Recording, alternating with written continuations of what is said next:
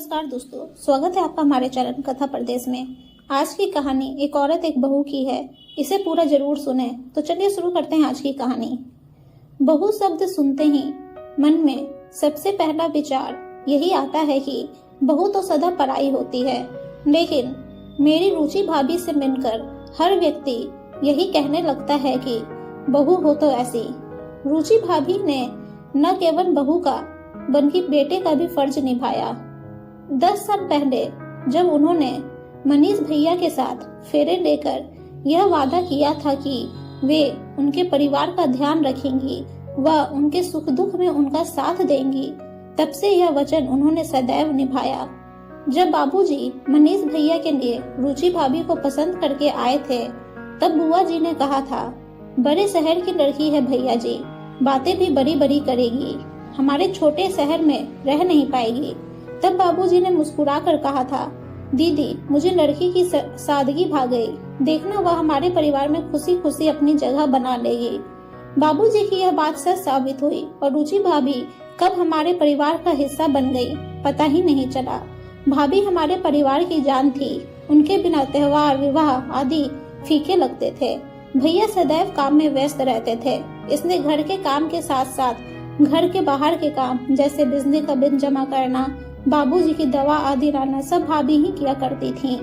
माँ के देहांत के बाद उन्होंने मुझे कभी माँ की कमी महसूस नहीं होने दी। इसी बीच शिवम के जन्म ने घर में खुशियों का माहौल बना दिया। सारा दिन बाबूजी उसी के साथ खेलते रहते। मेरे दोनों बच्चे अपनी मामी के इस नन्हे तोहफे से बेहद खुश थे। वे स्कूल से आते ही शिवम से मिलने की जिद करते थे। मैं जब भी अपने पति अरविंद के साथ अपने मायके जाती तो भाभी न दिन देखती न रात, बस सेवा में लग जाती। इतना लाड़ तो माँ भी नहीं करती थी। एक दिन बाबूजी का फोन आया और उन्होंने कहा, सीमा अरविंद को लेकर फौरन चली आ बेटी, रुचि को तेरी जरूरत है। मैंने तुरंत अरविंद को दुकान से बुलवाया और हम दोनों घर के लिए निकल पड़े।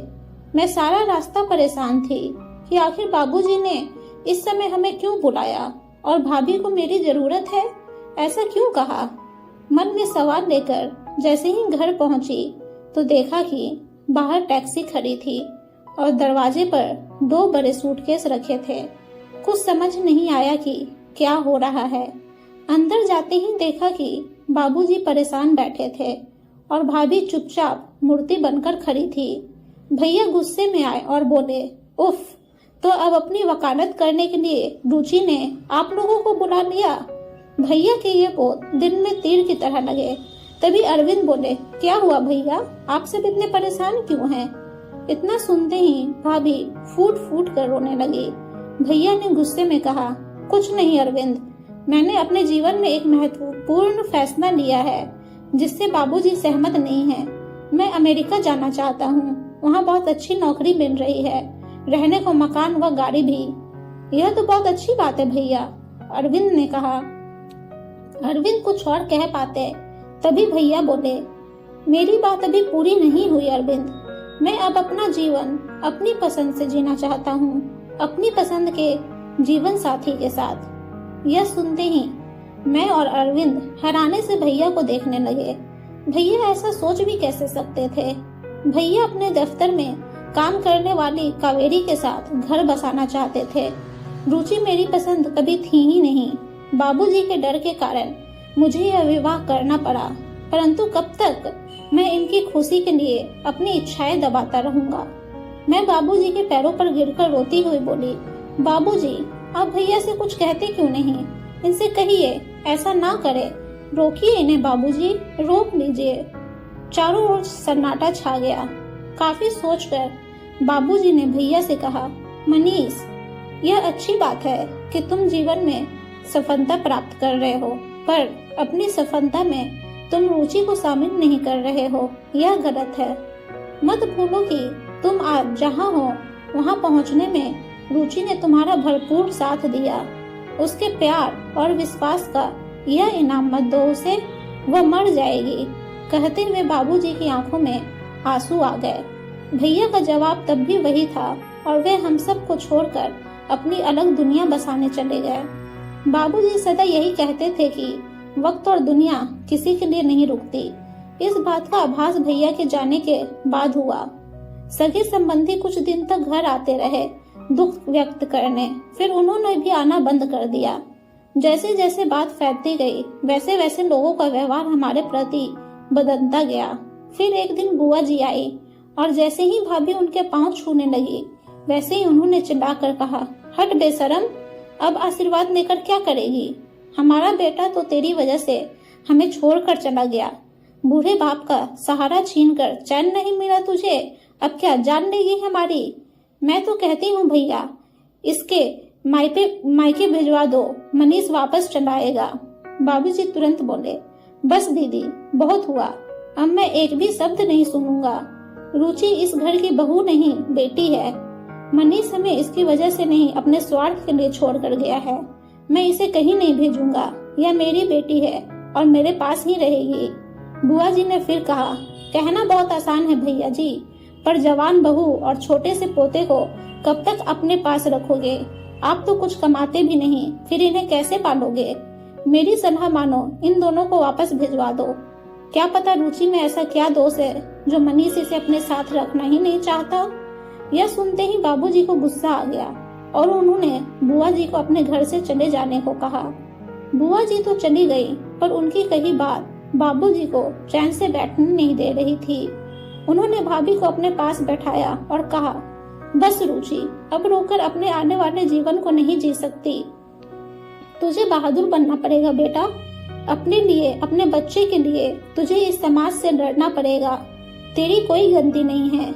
मनीष के हिस्से तेरी जैसी सुशील लड़की का प्यार नहीं है। तो चिंता ना कर बेटा, मैं हूँ ना तेरे साथ और हमेशा रहूंगा। वक्त के साथ भाभी ने अपने आप को संभाल लिया। उन्होंने कॉलेज में नौकरी कर ली और शाम को घर पर भी बच्चों को पढ़ाने लगी। समाज की उंगलियां भाभी पर उठती रहीं, पर उन्होंने हौसला नहीं छोड़ा। शिवम को स्कूल में डालते वक्त थोड़ी परेशानी हुई, पर भाभी ने सब कुछ संभालते हुए सारे घर की जिम्मेदारी अपने कंधों पर उठा ली।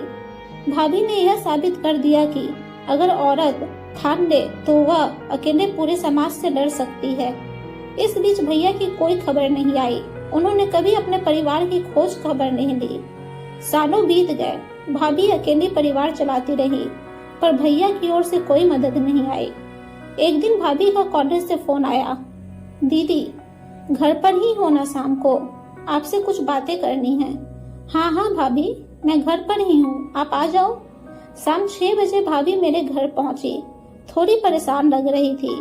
चाय पीने के बाद मैंने उनसे पूछा, क्या बात है भाभी, कुछ परेशान लग रही हो?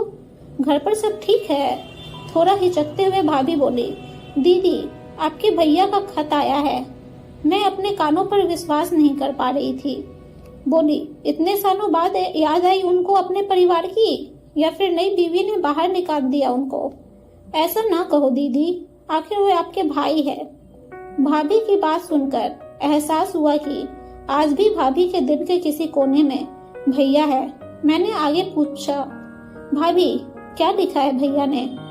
भाभी थोड़ा सोचकर बोली, दीदी वे चाहते हैं कि बाबूजी मकान बेचकर उनके साथ चलकर विदेश में रहे। क्या कहा? बाबूजी मकान बेच दे? भाभी, बाबूजी ऐसा कभी नहीं करेंगे, और अगर वे ऐसा करना भी चाहेंगे तो मैं उन्हें कभी ऐसा करने नहीं दूंगी। भाभी आप जवाब दे दीजिए कि ऐसा कभी नहीं होगा। वह मकान बाबूजी के लिए सब कुछ है, मैं उसे कभी बिकने नहीं दूंगी। वह मकान आपका और शिवम का सहारा है। भैया को एहसास है कि अगर वह मकान नहीं होगा तो आप लोग कहाँ जाएंगे? आपके बारे में तो नहीं, पर शिवम के बारे में तो सोचते, आखिर वह उनका बेटा है।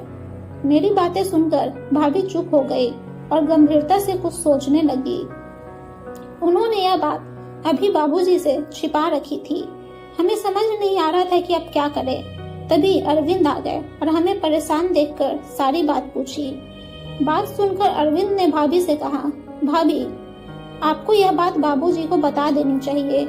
मनीष भैया के इरादे कुछ ठीक नहीं लग रहे। यह सुनते ही भाभी डर गई। फिर हम तीनों तुरंत घर के लिए निकल पड़े। घर जाकर भाभी ने सारी बात विस्तार से बाबूजी को बता दी। बाबूजी कुछ विचार करने लगे।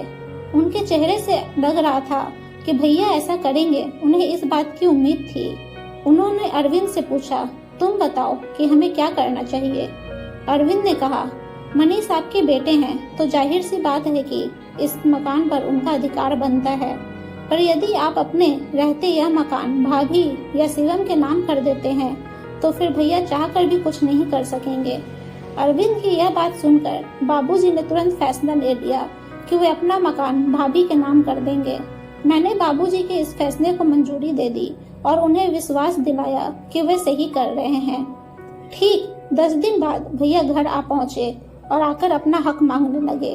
भाभी पर इल्जाम लगाने लगे कि उन्होंने बाबूजी के बुढ़ापे का फायदा उठाया है और धोखे से मकान अपने नाम करवा लिया है।